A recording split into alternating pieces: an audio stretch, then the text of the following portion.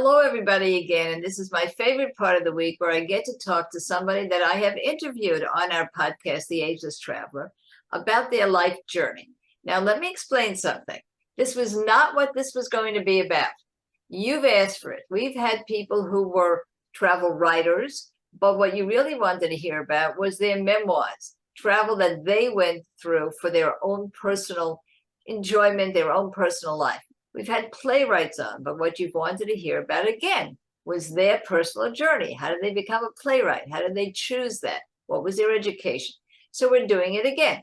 We have here one of the top musical artists, jazz singer, and also a lyricist, somebody who really understands jazz, but also show business, because Angie Wells, our guest, is one of the top makeup artists on television, many other vehicles. You'll know her. You'll know some of her work. She's an Emmy winner. But how do you make that transition? I know you're going to want to hear about her journey. And that's what we're going to talk about right now, upfront, personal, on The Ageless Traveler. So thank you for staying with us today. Thank you for having me. Thank you. I have I do everything out of the ordinary. Your glasses are incredible. Those are the best. I don't know if you know a designer named Iris Apfel. Well, I love Iris. I follow Iris on Instagram. Absolutely, I do. She just had a big birthday a little while ago. You bet. That my inspiration and the inspiration of not being invisible. So when I see those glasses, I think about her. Well, yes, these actually, I've got these when I went to go get my last set of glasses, and they were originally sunglasses, and I liked them so much I asked the optometrist to take the lenses out and let's see what they looked like this way. And so that's what happened. I'm just going to do one quick little correction, Adrienne. I'm Emmy nominated twice. Emmy not one yet, but I gave you the Emmy already. Yes, but I appreciate you giving it to me. I personally have awarded you the Emmy. So yeah, I have to do that all the time. I have an Emmy too, but it's a local Emmy. And people don't even know there is such a thing, but it really is an Emmy, except that it's regional. Right. There is such a thing. But I also have to always make that correction. Now, we'll talk a little bit about that though. You have a prominent career in one thing. And then a time in your life comes and you decide that you're going to add something to that. Yes.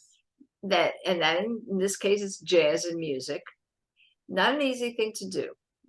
I really think we need to know the motivation here. We need to know the inspiration and motivation. Why would you put yourself out there that way? I think it just was something, I guess it's a passion. It's like, I feel like I have to do it.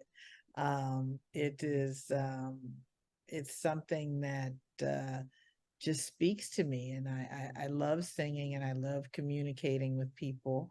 And the thing about the live performance aspect of it in particular is that there's this beautiful exchange of energy between you and your audience, and I like people. I really do like people. I am a people person, so it gives me a chance to connect with people as well. But there was this passion for singing, and there was this passion for that music. And, I started pursuing it as something I would do, whenever I could get a minute to sing. Fit it in. You're going to fit it in. Yeah, right. Whenever I could fit it in, because the reality is that because of my career in the film and television industry, that's where my pension will be. That's where my health insurance is associated with. So it's really important to keep up on those things. I have a minor son, and I'm married as well, and so I'm one who, my husband has his own business, so my insurance is the one that we use. So it's really important. It was important for me to keep my feet in this as well. And it's a career that I enjoy, and I enjoy painting faces. But the music is something that I just can't not do. And that's so you had a compulsion, and what you're hearing, everybody, is that there are practical considerations to all of this. Even if you're retired, I hear people, I honestly have heard people say, No, I am responsible for my grandchildren. I can't just go out and travel every place I want to go to, or even work in the places I want to work. So there's always responsibilities, and yet you go ahead and you do it. So when was the first time that you realized that you could succeed in this? That wasn't just going to be a hobby or just fitting it in whenever you could? Well, I had gone to Paris to visit a friend, and I had sort of been dabbling very lightly in, singing, and I'd been going to a few jam sessions at that point. And she took me out to a little supper club in Saint Germain, and Saint Germain arrondissement. Yes, Of course. and But of course, my dear. Yes. Where else would you go? And so we were having dinner, and she looked up at me and she said, "Oh, by the way, I told the band there tonight that my friend, an American jazz singer, is here, and they want you to come up and do a few numbers with them." And I was petrified and terrified Okay. because, here it was, I was being put on the spot. And she said, "Look, you've been saying you want to do this, and you've got a great voice, and I know you don't feel that you've had all this training and everything, but you should do it. I mean, it's there, it's inside you, so just get up there and do it and stop complaining." And that's kind of like, they gave me the tough love thing. Right. And I got up and I did a couple numbers, and the audience's reaction sort of let me know. It's like, oh, okay, I think people were really clapping and buying me drinks, and it was very interesting, the reaction that I got. And so when I came home from that trip, I thought, okay, you know what, now I think I'm really gonna hunker down and try to get into this. And I called, some more vocal coaches, and started, attending more workshops and going to, more jam sessions.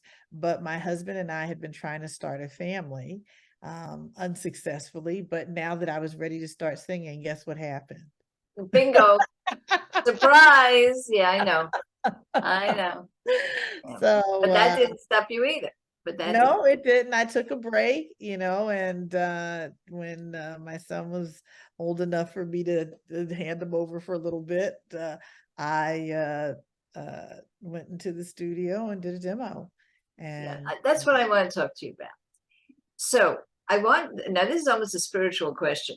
You're in front of an audience, a live audience, let's say in Paris or since then, versus you're in the studio and you're doing a demo, and then eventually, to tell the truth, if truth be told, I should say, an album. What's the difference between being in front of a live audience? And I'm going to tell you why I asked this question. We have something in Ageless Traveler called culture vulturing.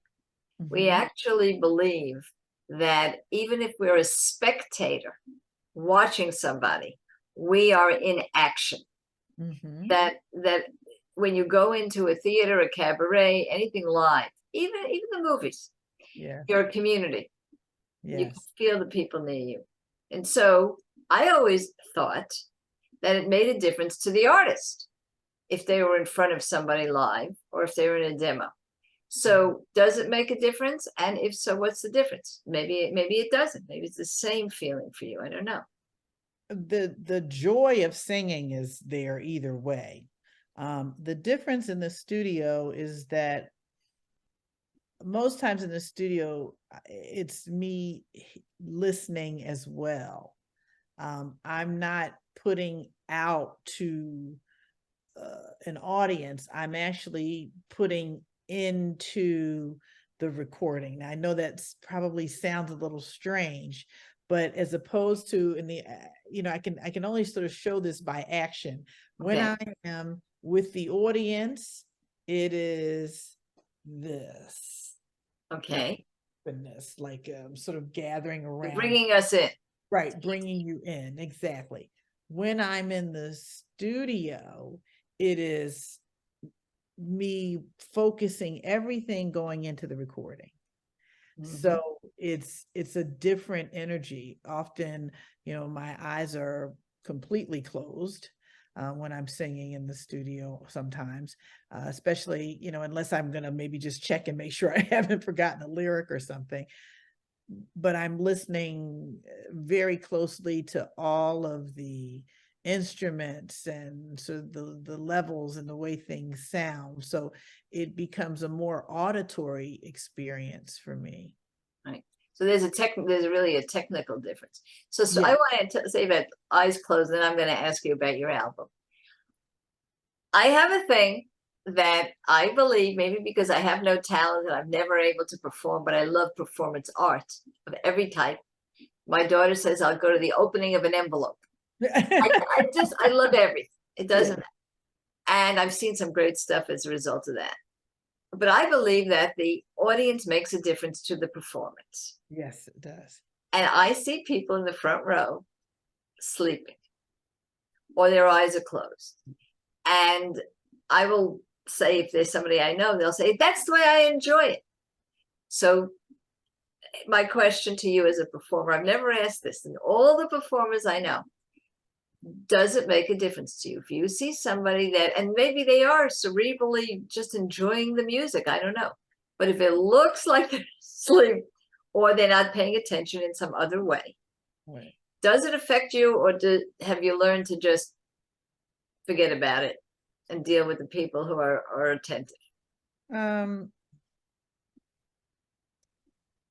I would say you usually are, connecting with, I tend to make eye contact around the audience as I'm singing because I like people to know that I'm connecting with them. You with it. But there is a difference, I think, of the look of somebody who's got their eyes closed because they are very focused on listening, because you'll often see Particularly in jazz people do close their eyes a lot.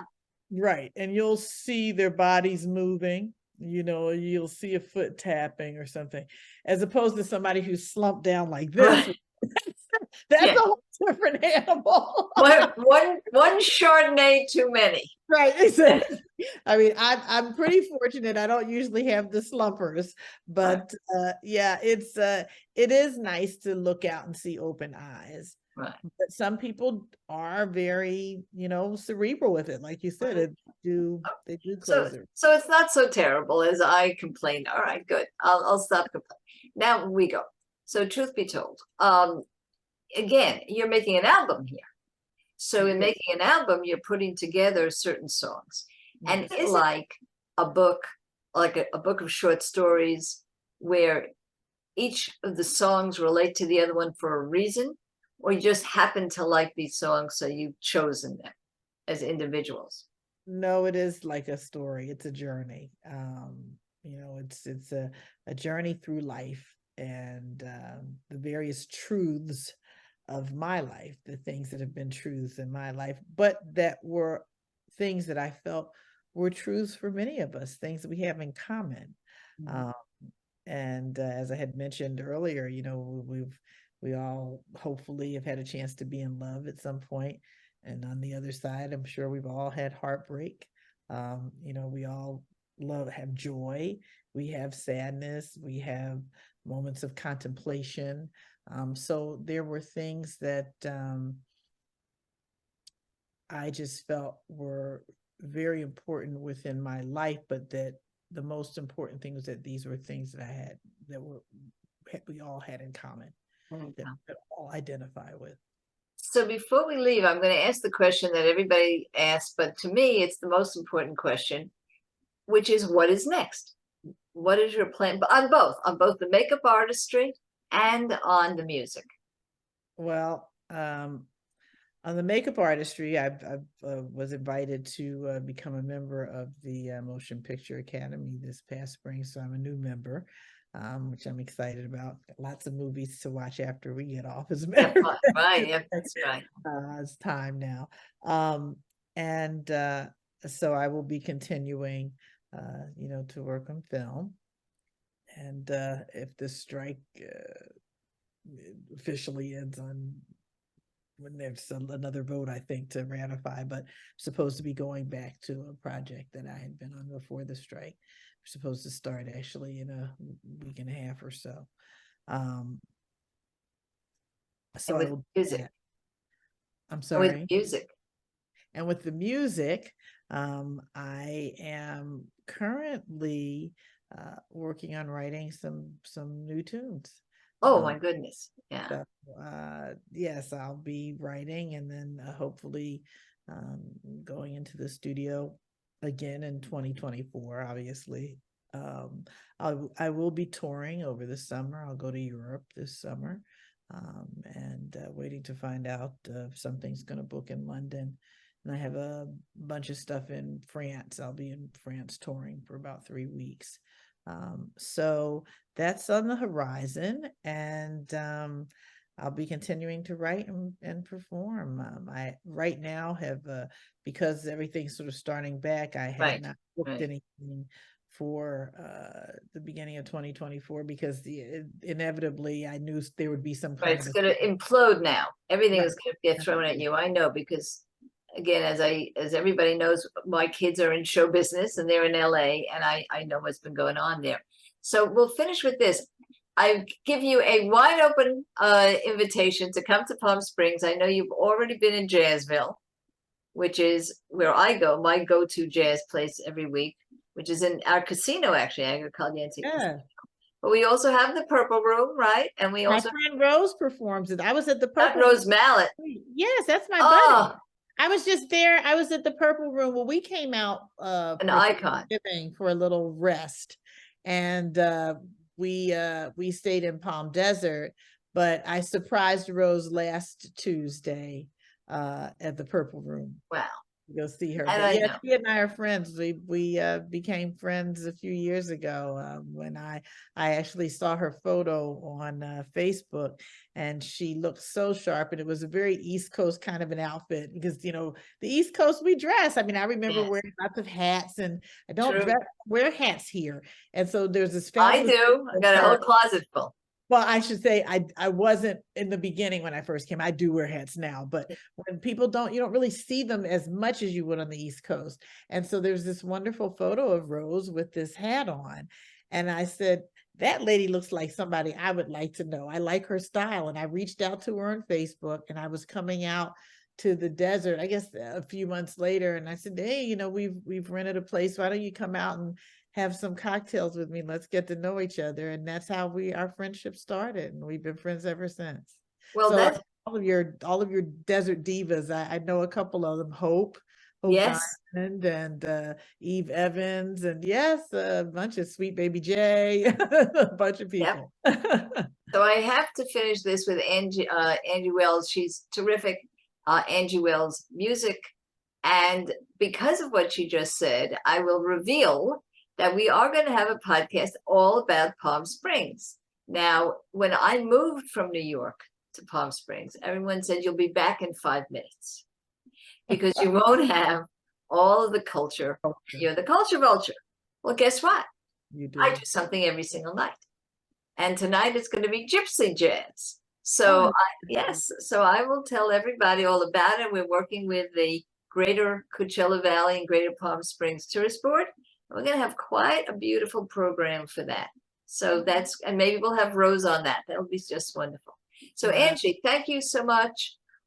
You don't know it and you don't see it, but on our final episode here, we're going to edit in how to get your album, everything that you've been telling us about in your work. And we thank you so much for being with us today. Well, thank you so much for having me. I really appreciate it, Adrienne. Thank you. And everybody else, please don't forget, subscribe to our podcasts on Spotify, on Apple. Take a look at it at agelesstraveler.com. Travel with us.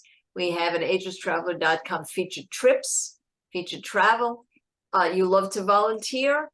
Join our free program, the Ageless Ambassador Program. You'll see everything at agelesstraveler.com, and subscribe to our YouTube channel by clicking right here. Thank you, and never stop traveling. May all your storms be weathered.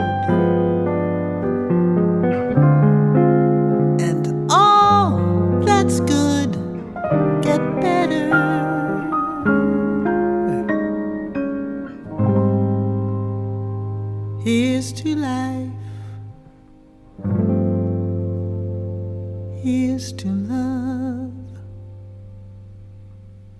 Here's